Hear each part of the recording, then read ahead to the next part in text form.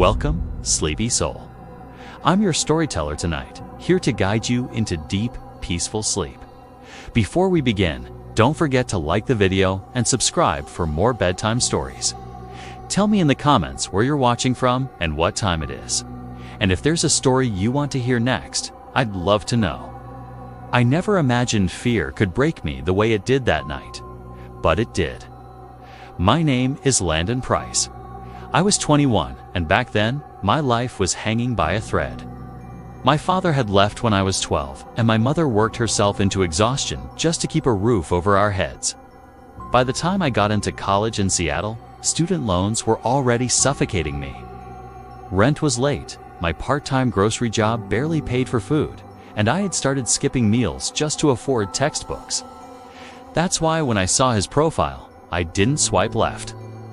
Dorian Vance, age 42. Bio, seeking someone loyal.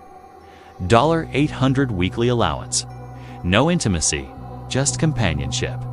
His picture showed a sharply dressed man in a blazer, but his face was hidden behind a grotesque rubber mask, twisted with deep wrinkles like an old face melting. It was bizarre, almost funny, but also unsettling. Still, I didn't see the mask. I saw $800. I swiped right. A second later, it matched.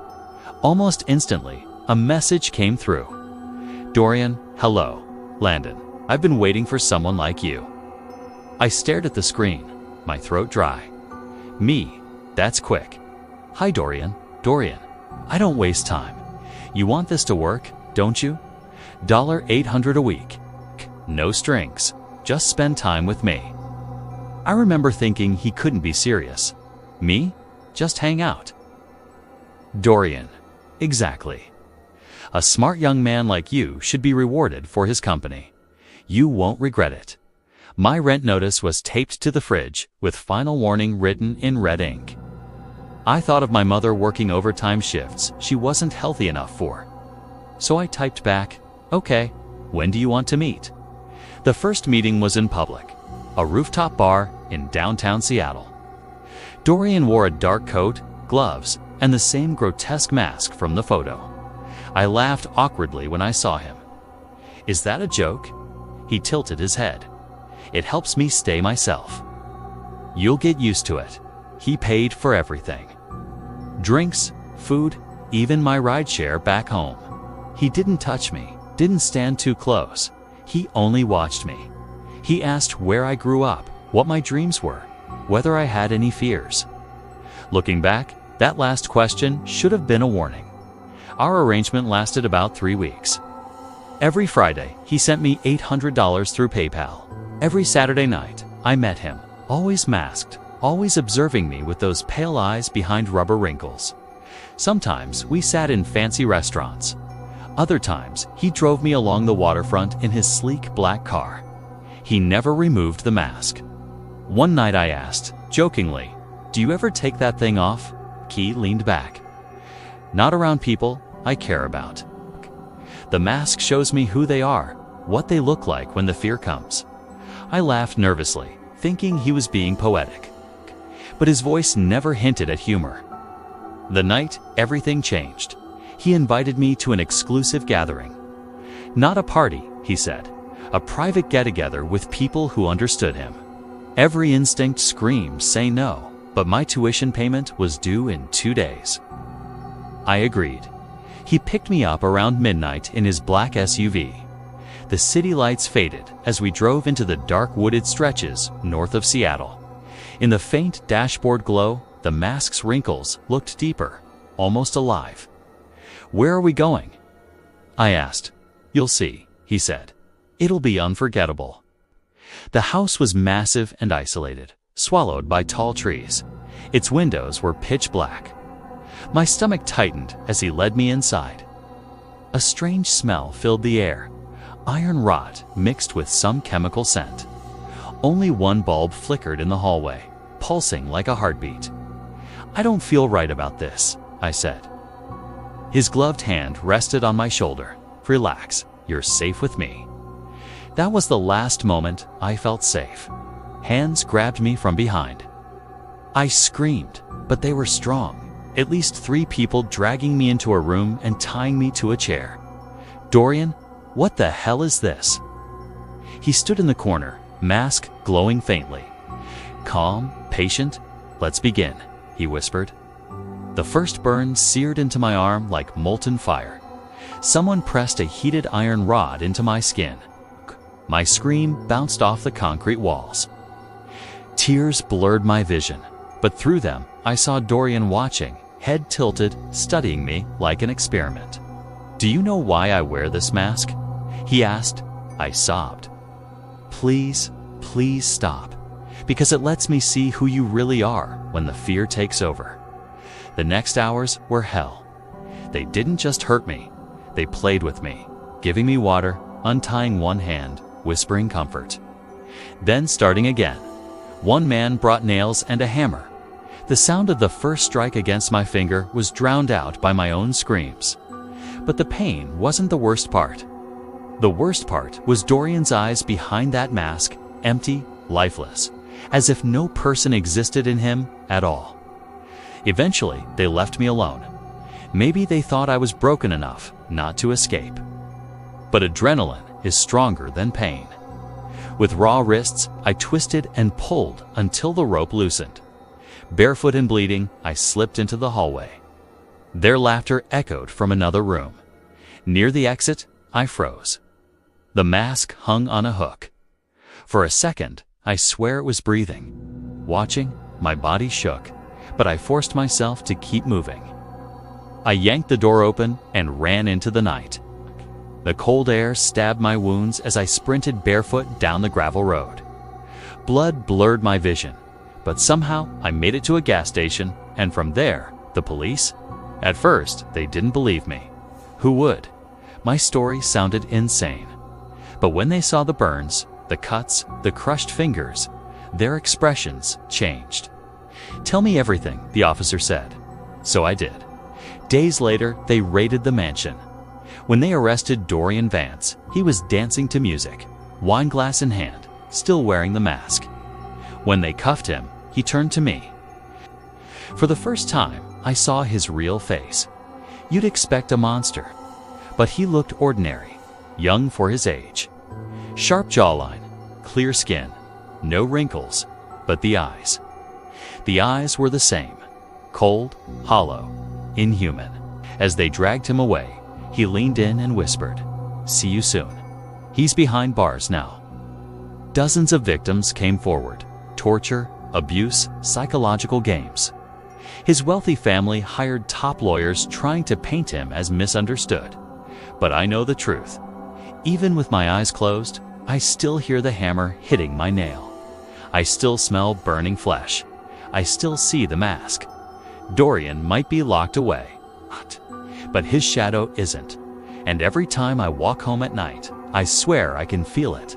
That mask right behind me, waiting. I never imagined a single swipe on a dating app would change the entire direction of my life. At 22, I was broke, exhausted, and drowning in a quiet kind of shame. My parents had split when I was 16. Mom remarried and moved interstate. Dad, once the kind of father who adored me, sank deeper into alcohol until we barely spoke. I was living in a share house in South Bank, Melbourne, working as a barista by day, taking night classes at uni, and lying to myself that one day everything would get better. But bills, rent, and loneliness pressed harder than any hope of the future. One night, my roommate Mia joked, "Just get a sugar daddy, Harper. Half the girls I know already do." I laughed it off.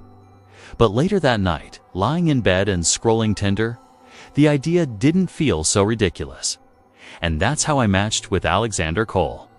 His profile said 46, a P, looked like a man carved out of money and confident silver hair, perfectly styled, immaculate suits, clear blue eyes, and a smile crafted to charm. His bio was simple, looking for someone special to spoil. No pressure, no games. Seconds after I swiped right, his message appeared. "Hello, Harper. You have the kind of smile that could light up a room. Would you let me take you to dinner?" I felt nervous and relieved. The night of the dinner, I wore a borrowed black dress and stood trembling in front of the mirror. Mia smirked from the doorframe. Relax. Worst case, he's a creep and you block him. Best case, you get rent money and champagne. My stomach was tight as I reached the restaurant place on Collins Street. I had never dared enter before. Alexander was already there. He stood when I walked in, pulling out a chair with movie-like elegance. "Harper," he said warmly, "you look exquisite." The dinner felt surreal. He ordered champagne, but insisted I drink sparkling water. "I don't mix alcohol with meaningful conversation," he said. "I'd like to know you sober." He asked about my studies, dreams, childhood. When I stumbled talking about my father, he didn't push. By dessert, he placed an envelope on the table. "For your rent," he said. A gift. No strings. Just see me again. Inside was $700. Instead of shame, I felt overwhelming relief. Over the next weeks, he called himself my mentor. He took me to restaurants, art galleries, and his penthouse in Torak. But sometimes he said strange things. Once while driving, he asked, "Have you ever thought about death?" I muttered something vague. He replied, "It's better to die comfortable than to die chained," then smiled like it was a joke. Something about him always felt off. The way his eyes lingered, the way his hand brushed my shoulder just a bit too long. Still, I stayed. I needed him. By the third month, my feelings were twisted. When I joked, "Do you see other girls like me?" he tilted his head. "Harper, you're not like anyone. Don't compare yourself." When I pushed, he added softly, "Yes, I meet people. I help people. You're not the first. But you could be the last." The words chilled me. Then I started seeing a girl blonde, younger, maybe 19, at a cafe. Outside uni, always alone, avoiding my eyes.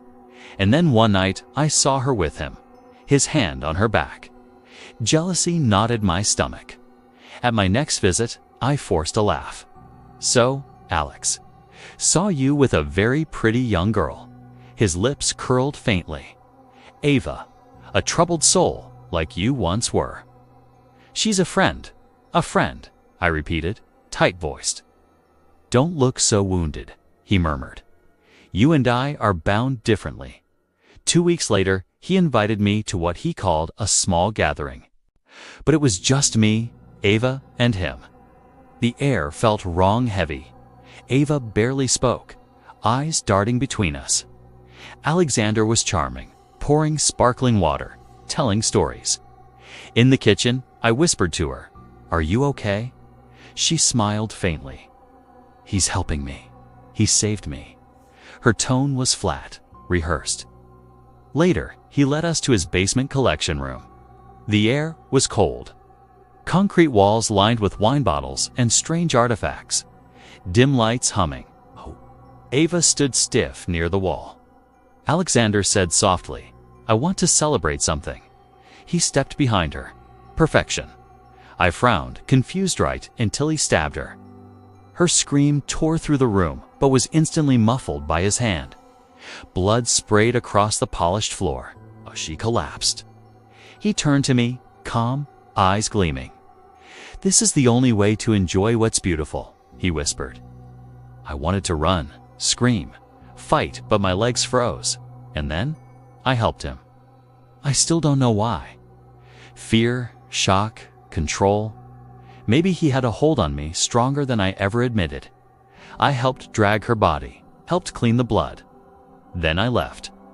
For days, I drowned myself in alcohol and pills to blur everything. I avoided Mia. I shut my phone off. But every time I closed my eyes, Ava's face returned, her final scream echoing in my mind. Then the sirens came. Police knocking on doors. When they reached mine, I stood frozen. My lips moved before my brain caught up. Yeah. I helped hide the body, but maybe I'd only said it in my head. The officer stared at me strangely. Months later, the trial began. Newspapers plastered his name everywhere. Alexander Cole, 47, financial advisor, accused of murder. They wrote about Ava's body, found weeks later in a landfill, stuffed into a freezer first.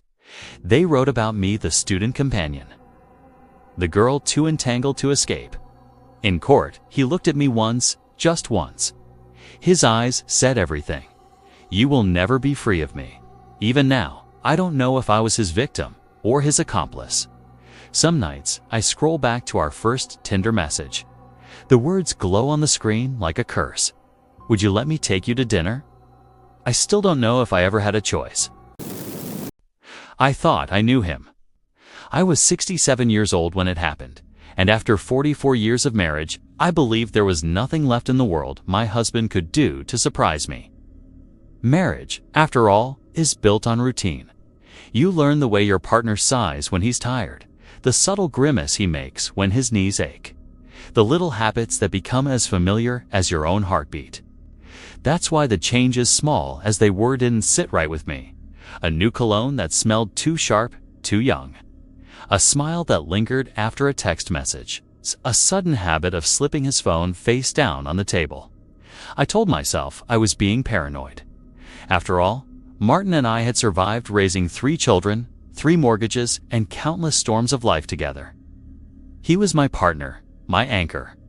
But sometimes your instincts know before your heart does.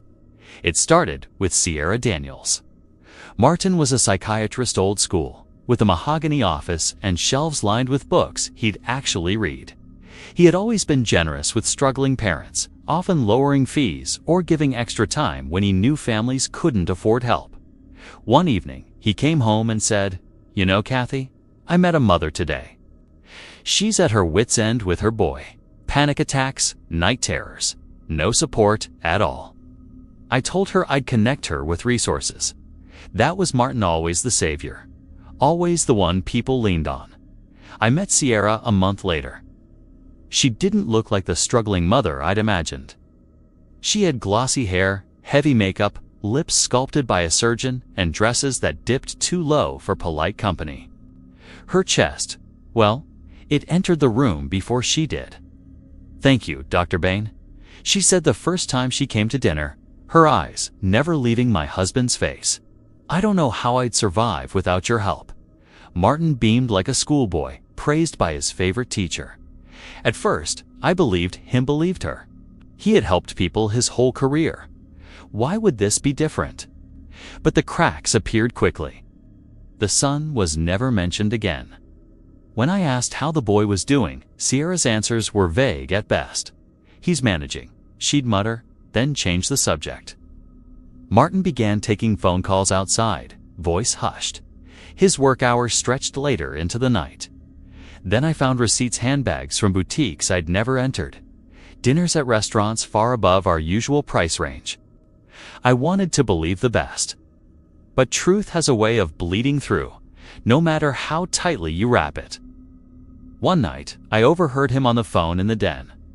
"I can't keep doing this, Sierra. You promised you'd get back on your feet." My stomach flipped. I didn't confront him. Maybe it was fear, maybe pride. But I needed proof. Proof that came without me asking for it. It came slowly.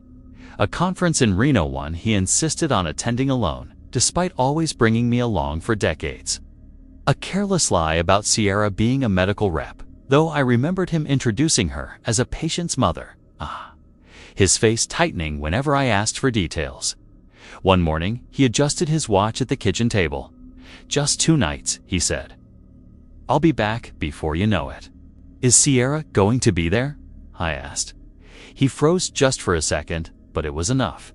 "She might. She's involved with the medical field."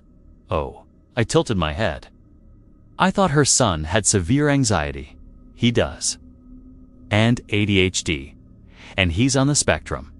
"I thought you said it was panic attacks." His eyes flicked up, caught in his own web of contradictions.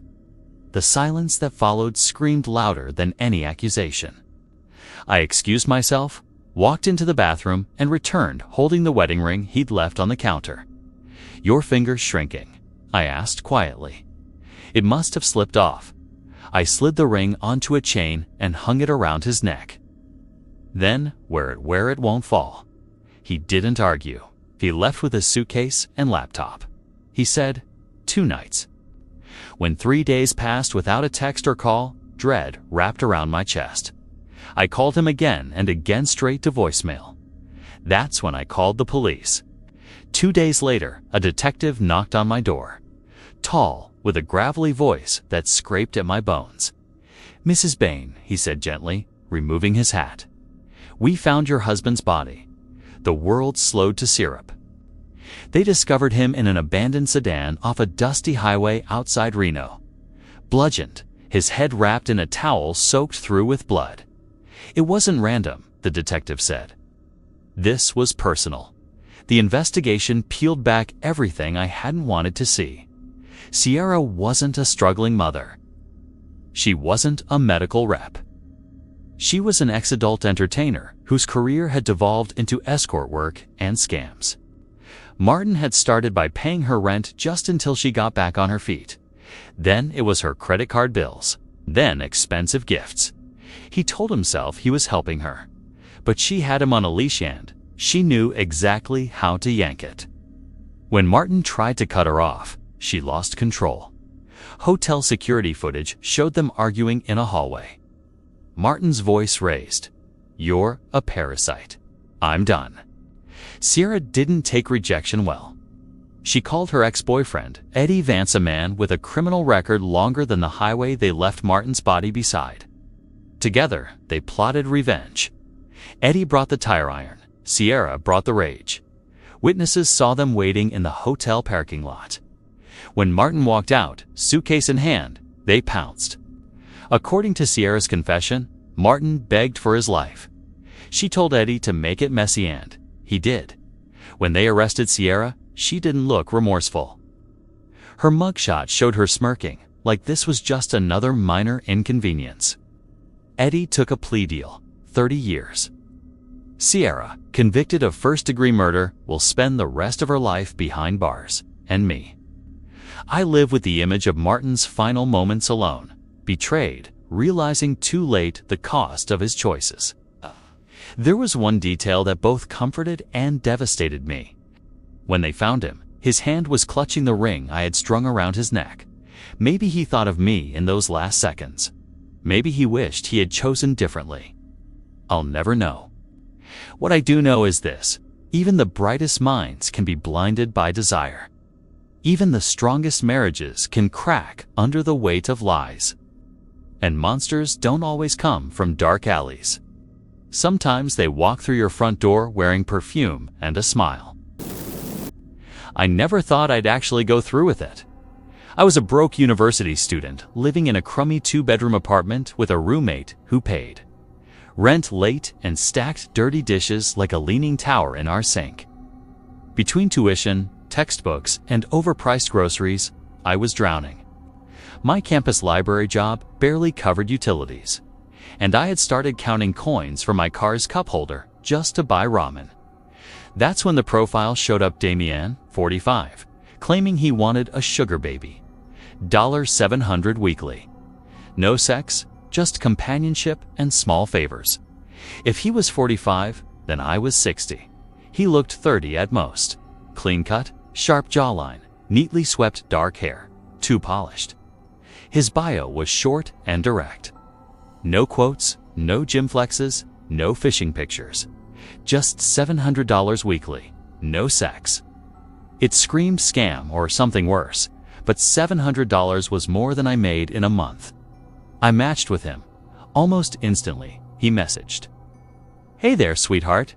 The word made me cringe, something greasy men say before touching your lower back. But $700 was $700. I replied with a simple hey. The conversation stayed tame. He asked about school. I told him I studied psychology, mostly just trying to survive the semester. He said he ran his own business, though he never said what kind. His messages were too clean, perfectly punctuated, like someone proofreading before sending. But he never pushed anything inappropriate. Then he asked for my Venmo to send the first week up front. My heart hammered as I typed my handle. A minute later, my phone buzzed, $700 received. I stared, waiting for it to disappear, but it didn't. I asked what he wanted in return. He said he needed a few favors, nothing inappropriate. The first, pick up a package and deliver it to his house. It sounded like the start of a bad movie. $700 to pick up a box. But I asked for the address. He said he'd rather text it. Against my better judgment, I gave him my number. Seconds later, the text came. The pickup address, his house address, a note saying he wasn't home, but the spare key was under the blue flower pot. Let myself in, leave the package on the living room coffee table, and make sure I locked the door both when entering and leaving. He repeated that again in another text. I'm serious. Lock the door both times. The way he wrote it twisted my stomach. The pickup house was in a rundown part of town, cracked sidewalks, flickering street lamps. The address led to a crooked chain-link fence and what looked like an abandoned house. I almost left, but then a massive tattooed man filled the doorway. You here for Damien's package? He asked. I froze and said yes. He told me to stay put, then came back with a shoebox-sized cardboard package, stained dark on one corner. Pop your trunk, he said. I did. He set the box down, shut it gently, then paused. One more thing. Watch out. I didn't reply. I just drove. Damien's house was the complete opposite a mansion, with stone pillars, perfect hedges, a yard too green to be real. Inside smelled like expensive cologne. The furniture gleamed. I placed the package on the coffee table. Then I heard a phone ringing somewhere. My phone buzzed. Damian texting. Don T, answer any calls that are on T from Marvin. What? I followed the ringing to an office. A phone sat on the desk, the caller ID glowing. Damien. I backed away, left it ringing, locked the door behind me, and fled. That was only the first errand. Weeks blurred. Drive a BMW to a random park. Leave it. Pick up another car. Meet a man named Julio at a diner. Take a locked briefcase to the rundown house. Sit with Julio for hours while Damien texted updates. Every time, the money hit instantly. Then one night, I woke to a text Damien offering $1,000 if I stayed at his house overnight. My stomach dropped. Why? He said, just follow the rules. A list would be waiting. His house looked exactly the same, perfect and silent. On the dining table sat a handwritten note held down by a glass. The rules: lock the door when you enter. Only answer calls from Marvin. Don't turn on any faucets between 9 and 11 p.m. Don't open the door for anyone after 10 p.m., no matter what they say. If the hallway closet is open, sleep in the library. If it's closed, any bedroom is fine.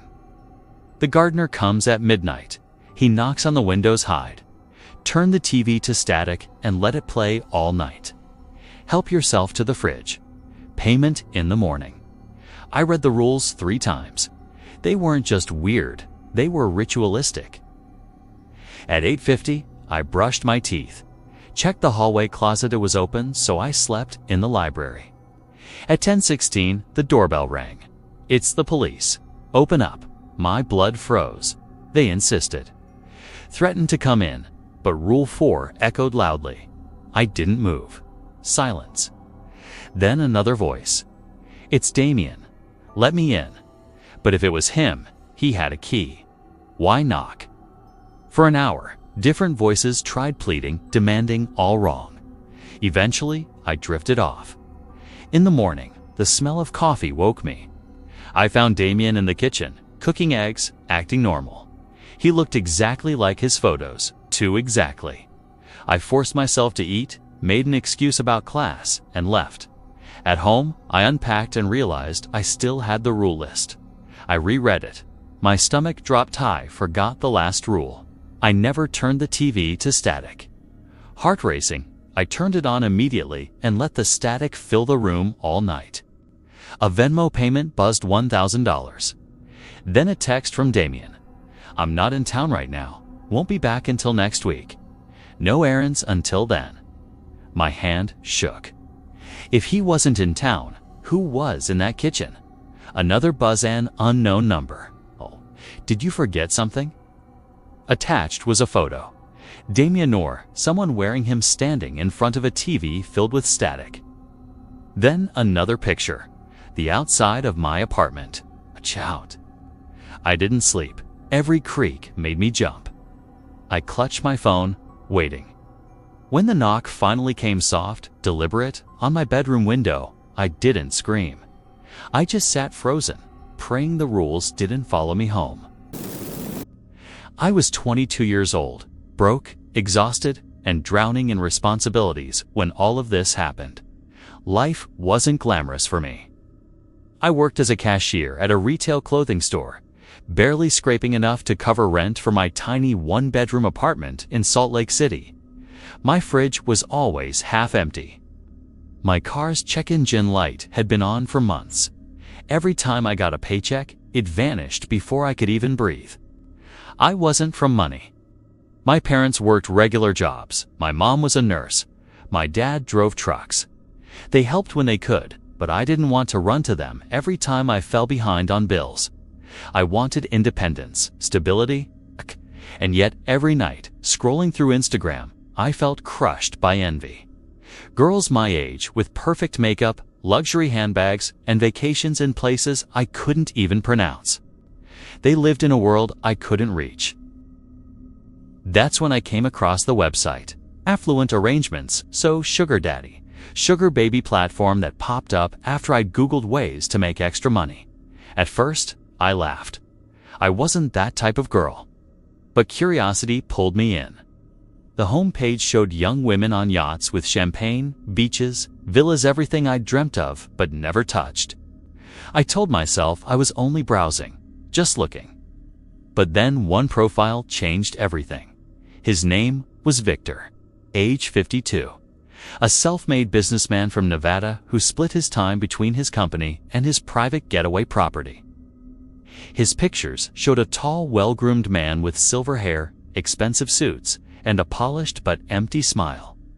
His bio read, "I believe in generosity. No drama, no games. I want someone sweet, respectful, and fun. In return, I'll make sure you're spoiled properly. Life's too short not to share luxury."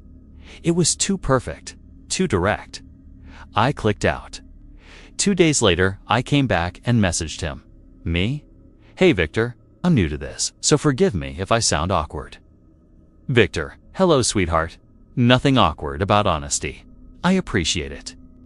You have such kind eyes. I knew I had to message you back." Me, "Thanks. I'll be honest. I'm mostly here because I'm struggling financially. My job barely covers bills."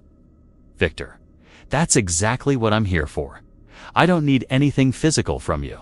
I want companionship, conversation, someone to share experiences with.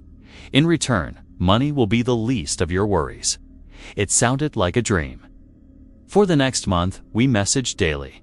He was consistent good morning texts, check-ins, compliments. He never crossed lines. He didn't even ask for pictures. Instead, he mailed me gifts. Real gifts. A Louis Vuitton handbag, to Ralph Lauren suits for future business dinners, Christian Louboutin heels that cost more than my rent. Every time a package arrived, guilt twisted inside me, but excitement drowned it out. For once, I felt wanted, valuable. So when he finally asked to meet, I hesitated, but didn't say no. "Victor, I'd like to invite you for a weekend away. Just us. You'll be treated like a queen. My pilot can pick us up Friday evening. We'll fly private. I promise nothing you don't want will happen. A weekend on a private island." At first, I thought he was joking. Who owns a private island? But he sent pictures: crystal water, white sand, a massive villa that looked like something from a movie. Every logical part of my brain screamed no. I barely knew him. But the other part, the desperate, tired, greedy parts, saw escape. Luxury, a life I'd only watched from a screen. So I said yes. Friday night, I stood at a small private airport terminal. clutching the designer bag he sent, wearing the sleek black Versace dress he gifted for my birthday. My heart pounded as a sleek jet rolled up. Victor stepped out looking exactly like his picture-sharp suit. Perfect grooming, expensive cologne. "You must be Alina," he said. "That's me," I answered nervously. "You're even more stunning in person." Inside the jet was another world: soft leather seats, chilled champagne, delicate desserts. I tried to act normal, but everything felt surreal. Victor chuckled. "You'll get used to this." The flight lasted 3 hours. When we descended, it was close to midnight. Outside was dark ocean under moonlight, and beyond it, a massive stretch of land glowing faintly. "My island," Victor said proudly. "Home away from home." The villa was huge, all glass walls and a private beach. For a moment, it felt like a fairy tale till I saw them. 3 older men sat in the living room near the fireplace. Not 50, not 60, at least 70. Their skin sagged, their eyes were hungry. The way they grinned at me made my stomach twist. Victor's tone changed, colder, sharper. "These are some of my acquaintances. They get lonely. I thought they might enjoy your company." My heart dropped. "I thought this was just us," I whispered. "Don't worry," he said, gripping my hand tighter than before. "They just want to drink, laugh, enjoy your presence. You don't have to do anything you don't want," but their stares said otherwise. They drank heavily, making crude comments, whispering and laughing. One slurred, "Why don't you dance for us, sweetheart?" Another smirked, "Yeah, show us what you've got. That little peach looks ripe." Humiliation burned my face. "What is this?" I hissed at Victor. He leaned close and whispered, "Do as they say, Alina. They'll drown you in money, more than you'll ever see." That's when the truth hit me. He hadn't been generous. He'd been grooming me, preparing me, buying me so he could sell me. Anger exploded inside me. I stood, walked to the worst one, and slapped him hard. His dentures flew across the carpet. Chaos erupted. The old men screamed at Victor, accusing him of lying. Victor shouted back, and his own dentures slipped out. He wasn't 52. He was much, much older. Everything had been a lie. While they argued, I ran. Out of the villa, down the dock, toward the only speedboat tied there. My heels clacked across the wood as I fumbled with the rope, hands shaking. Behind me, Victor's voice cut through the night. "Alina, don't do this. You'll regret it." I didn't look back. I started the boat, and its engine roared as I sped into the dark ocean, salt water spraying my face, tears blurring my vision. I didn't know where I was going, only that I needed to escape Victor, his lies, and the nightmare wrapped in luxury. That night taught me a lesson I'll never forget. Nothing in life comes free, and sometimes the most expensive gifts carry the darkest price. I thought I was in control. I was 23 when it happened, a student at Mountain Valley University in Colorado. On the surface, I was just another college girl balancing classes, hanging out with friends, stressing over exams, and chasing a better future. But underneath, there was a secret side of me I rarely admitted to anyone. I was a sugar baby. It didn't start as some glamorous plan. I wasn't the type to dream about designer bags or fancy dinners. It began out of necessity. Tuition, rent, groceries, everything kept piling up. My scholarship covered part of my expenses, and I worked part-time at a campus cafe, but it wasn't enough. I was burning out, constantly calculating whether I could afford both my textbooks and my electric bill. One night during sophomore year, my roommate joked about how some girls got sugar daddies. "They just hang out with old guys and get paid," she said while scrolling through her phone. I saw on TikTok some of them get their tuition covered. I laughed it off. Yeah, right. Like that's real. But the seed was planted. Later, lying in bed, I Googled it. To my surprise, there were dozens of websites and apps specifically for arrangements like that. It felt wrong at first, dangerous even, but also tempting. My bank account balance was painfully low, and the idea of having financial security, even for a short while, was hard to ignore. I told myself I'd be careful. I wasn't going to sell myself. I'd set rules, boundaries, control. So I signed up on one of the apps. My profile was innocent. A photo of me in a simple black dress, smiling, and a short bio about being an ambitious student looking for mentorship and support. I didn't post anything sexual. The messages came fast. Some were disgusting right from the start. $500 if you send me pics. Looking for someone submissive, no limits. I blocked those. But others seemed normal. Men who claimed to be professionals, successful, generous. Some wanted dinner dates. Some wanted a travel companion. Some offered allowances with barely any strings attached. It was overwhelming. I dipped my toes slowly. My first arrangement was with a divorced lawyer in his 50s. All he wanted was dinner twice a week and conversation. He paid me $600 a month. He was kind, harmless, almost fatherly. Over time, I met others. Some treated me with respect, others with arrogance. I learned how to spot red flags. I learned when to walk away. His profile was sharp and polished. Pictures in suits, standing beside a glossy black BMW, one at what looked like a business gala. His bio read, entrepreneur, traveler, lover of art and ambition. Looking for someone intelligent, driven, and discreet.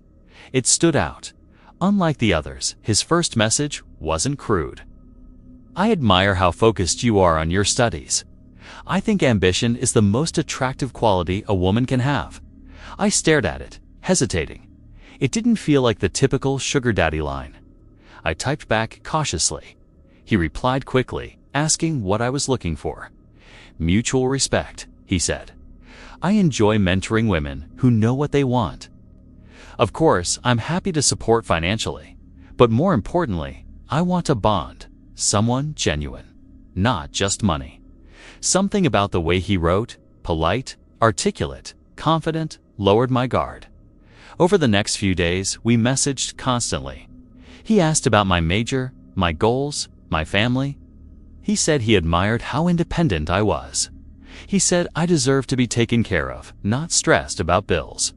Part of me wanted to believe him. When he suggested meeting in person, my stomach twisted. Normally, men picked fancy restaurants or hotels, but Victor said he preferred privacy. To many eyes in public, he wrote, discretion is important for both of us. He suggested meeting at a small park near Lakewood on the edge of the city late at night when fewer people would be around. I hesitated. It didn't feel right, but he kept reassuring me. You can trust me. I've done this before. You'll be safe. And like a fool, I convinced myself it was fine. It was a Tuesday. I had just flown back from visiting my parents after my grandmother's funeral. My emotions were raw, my mind exhausted. I told myself meeting Victor would be simple. Just a discussion, nothing more. Another step toward securing financial stability. I packed my bag carefully. Wallet, keys, pepper spray, phone. I even shared my location with a friend, just in case, though I didn't tell her the truth about where I was going. When I arrived at the park, it was nearly midnight. The air was cold and the place was eerily empty. The kind of silence where even your own footsteps feel too loud. Then I saw him. Victor was leaning against his car, a sleek black sedan that looked expensive but out of place in the rundown lot. He was taller than I expected, broader, his posture stiff. His expression was unreadable. You must be Claire, he said smoothly, using the fake name I'd given. Yeah, I forced a smile. Long night. Kind of. He opened the passenger door. Come on, let's talk somewhere private. That was my first mistake. The locks clicked when the door shut. The sound made my heart skip. At first, the conversation seemed normal.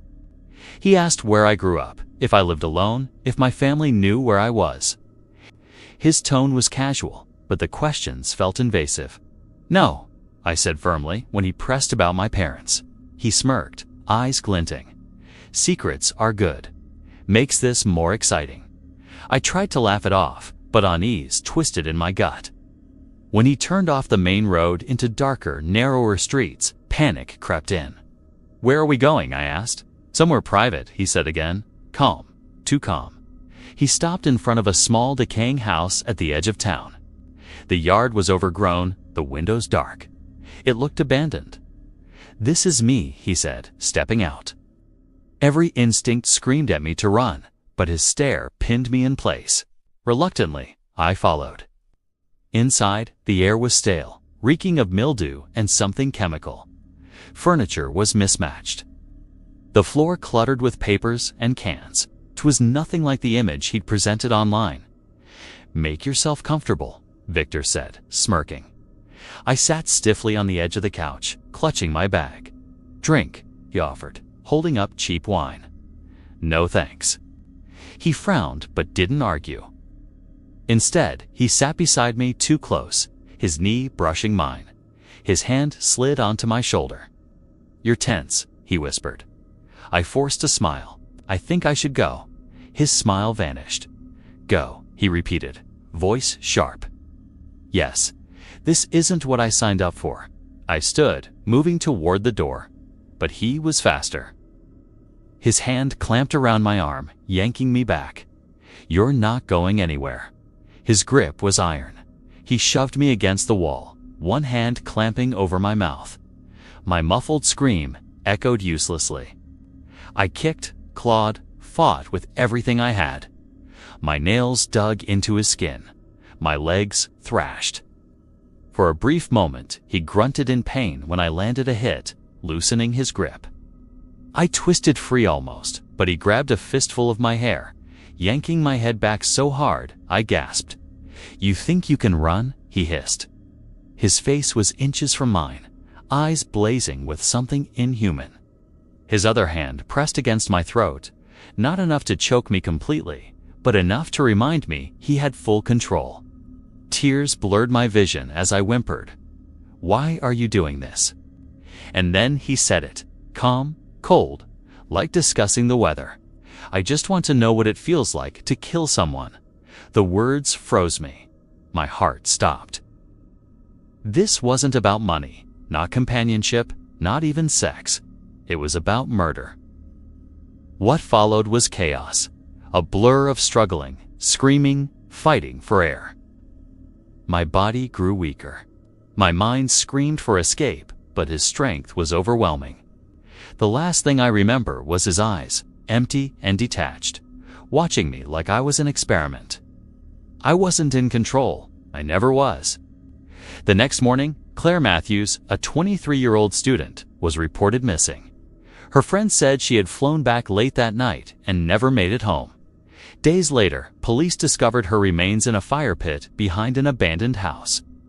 The man known as Victor Hale was arrested after digital forensics traced his messages. His real name was Aaron Mitchell. When questioned, he showed no remorse. He simply repeated what he had told her. "I wanted to know what it felt like to kill someone." He was sentenced to life in prison without parole. But that dose in tea changed the fact that Claire's story ended in terror because she thought she was in control. I always thought easy money didn't exist until I convinced myself it did. I never imagined I'd be the kind of girl to get involved in something like this. Growing up, I was always the responsible one in my family. I kept my grades up, worked part-time jobs, and stayed away from unnecessary trouble. But life had been rougher than I ever let on. I was 22, living in a cramped apartment in St. Louis, Missouri. Rent ate up more than half of my paycheck from the local diner where I worked long shifts for little pay. My mom had passed away when I was still in high school, and my dad had moved on with a new family. For the most part, it was just me, and I'd gotten used to surviving alone. But survival didn't mean living, it meant scraping by. Worrying about bills, skipping meals to afford textbooks. and turning down outings with friends because I couldn't afford gas. When the pressure became unbearable, I turned to the internet looking for answers. That's when I first heard about sugar daddy websites. Of course, I'd heard of them before. My friend Samantha bragged constantly about the gifts her generous admirer bought her: a new iPhone, designer shoes, dinners at expensive restaurants. She swore she never had to sleep with the men. It's just talking, she told me, over greasy takeout. Sometimes pictures. They're lonely, rich old dudes who want someone to make them feel wanted. Easy money. I wrinkled my nose. Yeah, but it sounds sketchy. What if one of them is a creep? Sam laughed and shoved a fry in her mouth. Of course they're creeps, but creeps with money. And you stay in control, babe. Trust me. I've been doing this for 6 months, and I'm rolling in cash.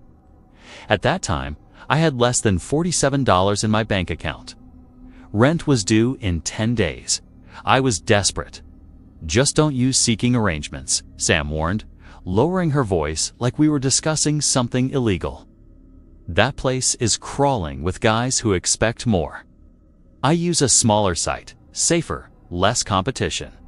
She scribbled the name of the website on a napkin and slid it to me like a secret code. That night, lying awake in my drafty apartment, I pulled out my phone and opened the site. The sign-up process was quick. Username, email, some profile photos. Didn't even upload real ones at first. Just selfies where half my face was covered.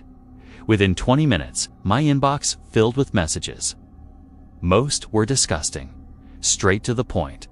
How much for nudes? Or looking to meet tonight? Cash in hand. I almost deleted the app right then, but one message caught my eye.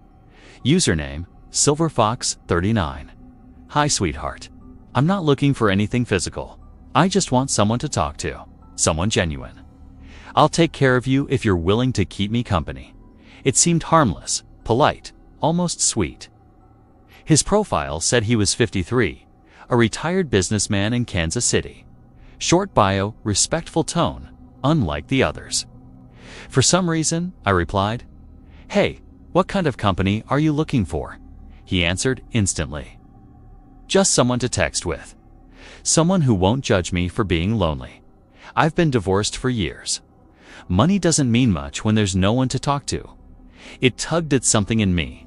Pity, guilt, maybe both. We talked for hours that night about books, movies, random small things. He was charming in a stiff, slightly awkward way. Before logging off, he wrote, "I'd like to send you something as a thank you. What's your Cash App?" I hesitated, but rent was coming and I was broke. The next morning, I woke to a notification. $500 received from SilverFox39. I stared at the screen, my heart racing. That was too easy. Days turned into weeks. He sent money almost every other day, sometimes $200. Sometimes $1,000, depending on how much attention I gave him. "Good morning, love. Send you a little something for lunch. $300. Miss our conversations. Here's $700 for being so sweet." For the first time in years, my fridge was full. I bought new clothes, saved a little. He asked for photos sometimes, but nothing extreme. A cute selfie, my feet in socks. I cheated most of the time, grabbing random Pinterest or Google photos. He never seemed to notice. Then one night, while texting from bed, he asked something strange. "When are we going to meet?" I froze. He had never pushed before. "I don't really meet people from online," I replied. Minutes later, "I've given you $10,000 already. Don't you think it's time we see each other?" My stomach dropped. I tried to soften it. Maybe someday. Not this week. School and work are insane. He sent a smiley face. Something about it felt wrong. A few nights later, he texted again. "You know, girls like you always think they can outsmart men like me." My heart thudded. "What do you mean?" No response for a moment. Then, "I know you've been lying. I'm not stupid." My chest tightened. Was he talking about the pictures? I don't know what you mean. Oh, you know exactly what I mean. No one scams me and gets away with it, if I'm not mistaken. You live on Oak Ridge Avenue, apartment to be in St. Louis, right? My blood ran cold. That was my exact address. Are you threatening me? I typed, my hands shaking. Not a threat, a promise. Don't worry, sweetheart. I'm patient, but don't keep me waiting too long. I called Sam in tears. He knows where I live. What do I do? Her voice shook. Block him. Delete everything. Change your number. These guys are obsessive. I told you to be careful, so I blocked him. Deleted the app. Swore I was done, but it didn't stop. 2 days later, I got a text from an unknown number. Blocking me won't change anything. You're mine now. I stopped sleeping. Every creak in the apartment made me jump. I checked my locks over and over. One night, I woke to gravel crunching outside my window. My apartment was on the ground floor. Slowly, I pulled back the curtain. A car was parked across the street. Engine off, a faint glow inside. Someone smoking. He was watching. The texts got worse. Cute pajamas. Bread looks good on you. You shouldn't leave your window open. I'll see you soon. I called the police. They brushed it off.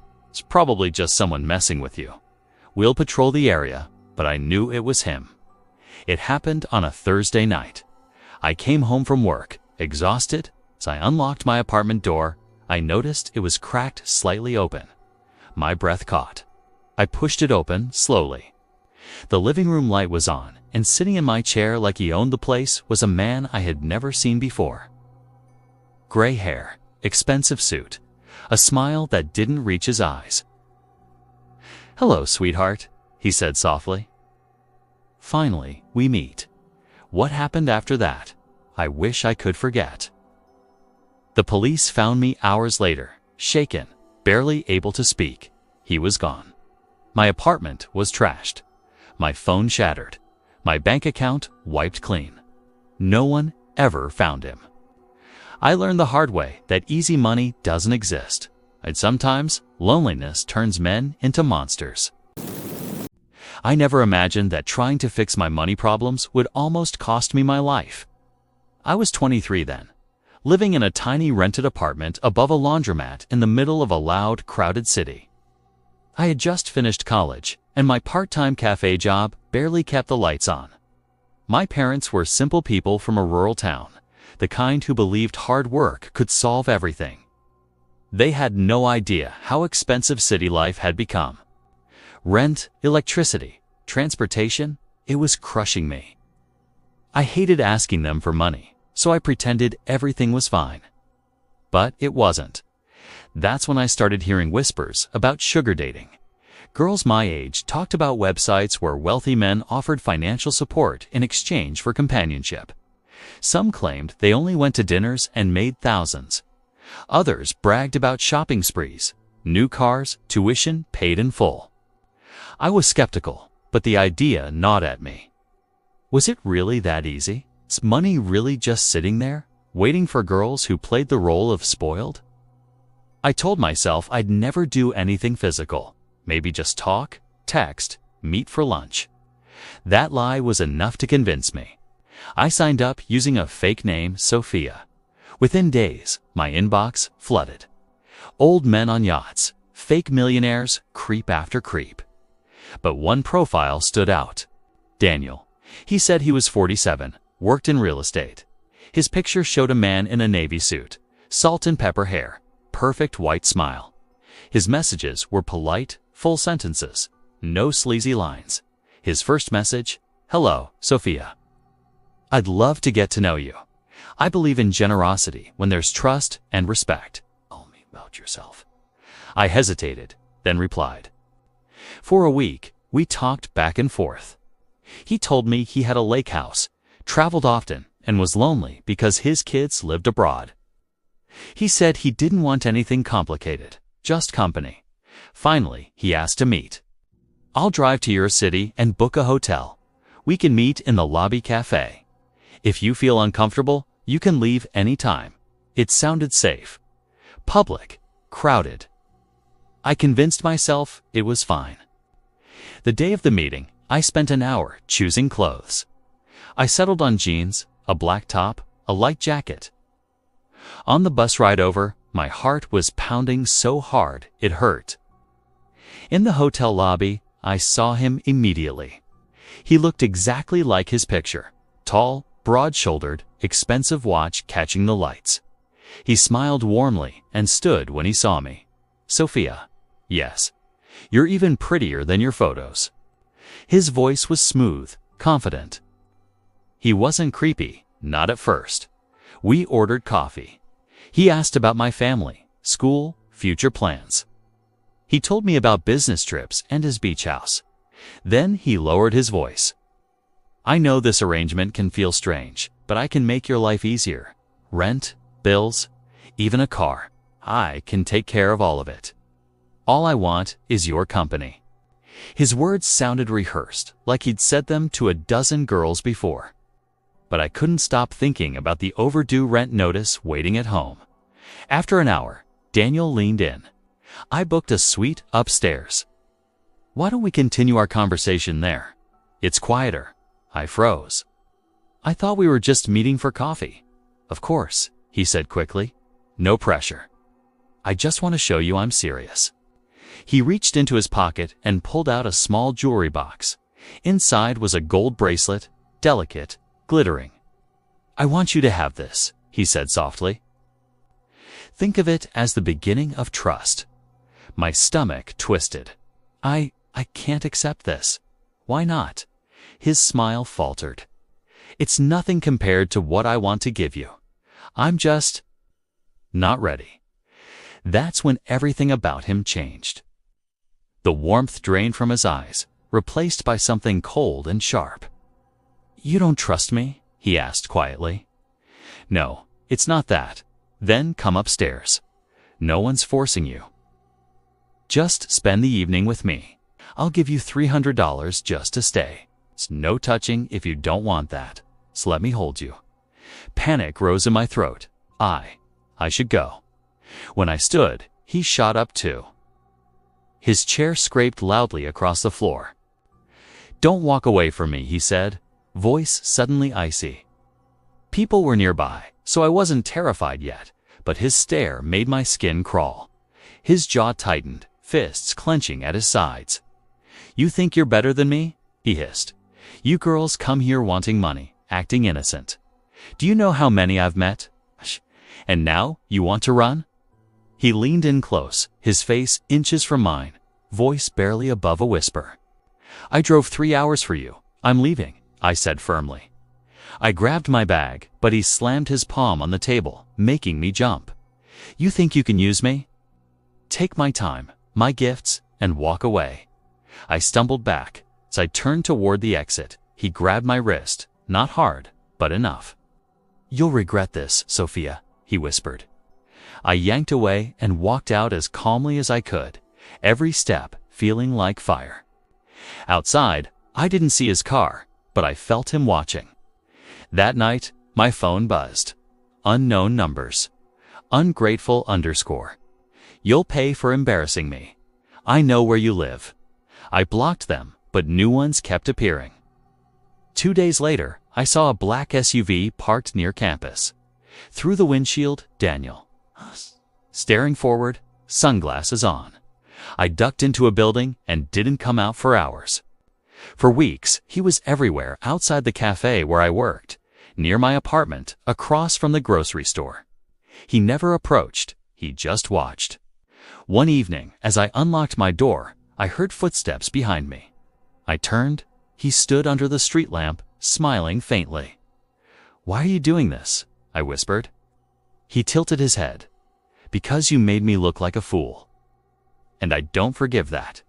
I rushed inside and slammed the door. He didn't follow, but I heard him laugh. A low, chilling laugh that haunted me all night. Months later, when I thought he was gone, his face appeared on the news. Local businessman arrested for the murder of a 21-year-old college student. Her name was Emily Hart. She met him through the same website. He lured her with money, then strangled her. Neighbors said they'd seen many young women entering his home. He had a history of violence, but no one had ever pressed charges. I sat frozen in front of the TV, shaking. That could have been me.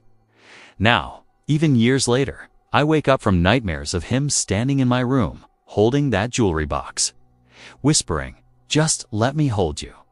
I deleted every trace of that website, but the fear stayed. I still avoid black SUVs. And sometimes, late at night, I wonder, would he have killed me too if I had gone upstairs?